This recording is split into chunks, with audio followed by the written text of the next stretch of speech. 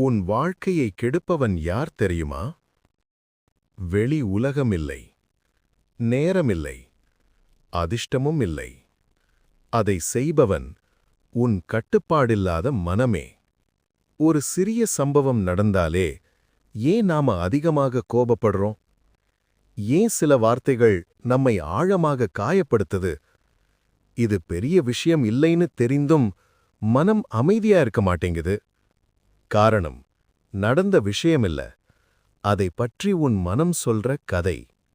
ஒரே சம்பவம், ஆனா 2 மனிதர்கள், 2 விதமான உணர்வு. ஏன் தெரியுமா?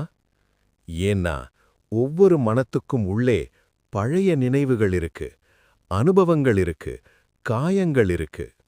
இப்போ நடந்த விஷயம் அந்த பழைய காயத்தை தொட்டிடுச்சுனா, சின்ன தீப்பொறி, பெரிய வெடிப்பு. நீ இப்போ நடந்த விஷயத்துக்காக ரியாக்ட் பண்ணல, உன் கடந்த காலத்துக்காக ரியாக்ட் பண்ணுற. இதுதான் சுய தகர்ப்பு. உன் மனம் உனக்கே எதிரா வேலை செய்வது. அறிவில்லாத மனிதன் என்ன பண்ணுவான்? அவங்கதான் காரணம், சூழ்நிலையால்தான், நான் இப்படித்தான். ஆனா ஞானி என்ன பண்ணுவான்? அவன் அவனைத்தான் கேள்வி கேட்பான். எனக்கு ஏன் இவ்வளவு கோபம் வந்தது? என்ன நம்பிக்கை உள்ளே காயமடைந்தது? இது இப்போ நடந்த விஷயத்தாலா, இல்லை பழைய வலியா? இந்த ஒரு கேள்வி ஒரு மனிதனை சாதாரணவனிடமிருந்து வித்தியாசமானவனாக மாற்றும். அதனால்தான் அமைதியா உட்கார்ந்து மனதை கவனிப்பது முக்கியம். தியானம் என்பது மனதை காலி செய்வதில்ல, மனதை பார்க்க கற்றுக்கொள்வது. எந்த எண்ணங்கள் திரும்பத் திரும்ப வருகிறது? எந்த பயம் உள்ளே இருக்கு? எந்த நினைவு இன்னும் குணமாகல?